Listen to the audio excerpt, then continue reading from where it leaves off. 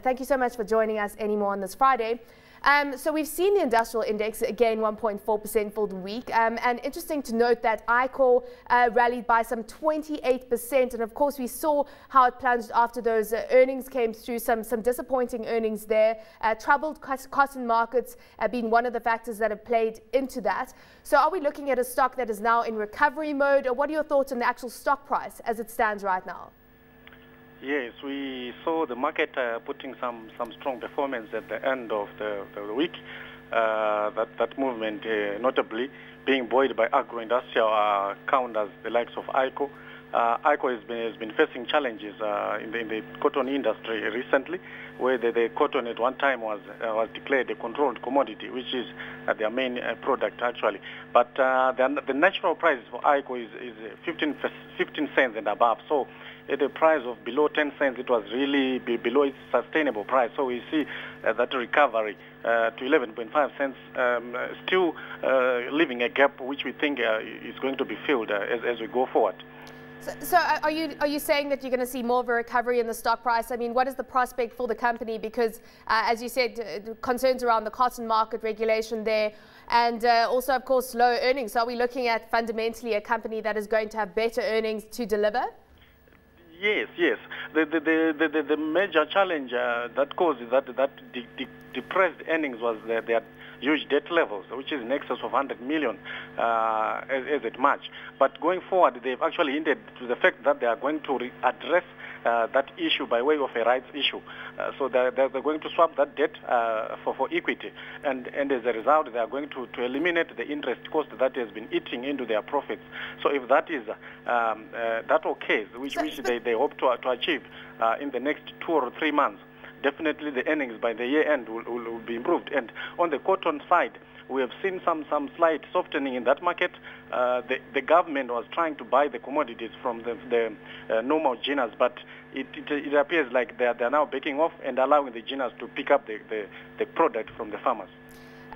In terms of the financial sector, CBZ was also up on the week, up by 23%, closing at 11.2 cents. And there's been some concerns, of course, about the financial sector and the implication of the indigenization policies on banks. So how is this playing into sentiment around investing in banks right now? Would you be recommending any of the stocks that we've seen hit by some of the sentiment? It's quite tricky for one to recommend someone to invest in those counters, especially the foreign-owned counters on our market at the moment.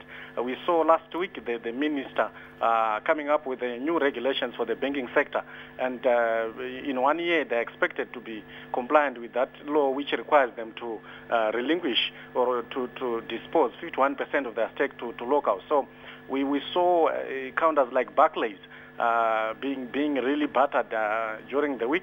Also, the concerns with Barclays International, those rate fixing scandals, they have not played well for foreign-dominated counters. That's why you find that the local counters, CBZ, actually benefited from that whole scandal. Yeah, we've also had some news from the banking sector. The extraordinary general meeting held yesterday of shareholders of TN Holdings. They've approved the demerger of TN Bank from TN Holdings, and this opens the way for TN Bank to now list on the exchange. What's your view on that? What type of appetite do you think there'll be from shareholders for the stock? It's quite a positive development on our part. One, we have got a new counter that will be coming on the market, so it's actually deepening the scope of our market, which is a welcome development. And on the other part, in terms of the corporate governance, there's been a lot of corporate governance shortcomings, especially on local banks.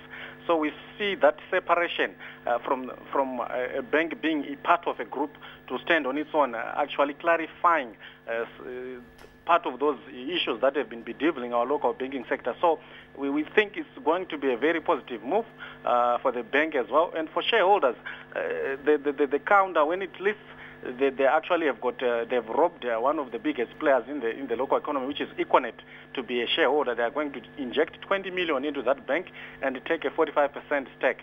Equinet is a very big company in the country, and it's rated quite well. So we think that relationship is going to attract investors into the newly listed bank. Certainly it's a trend we're seeing where telecoms and banking stocks are tying up to look at ways to grow their earnings. Thank you so much for joining us. Anymore Taruvinga, Equities Analyst at Kingdom Financial Holdings.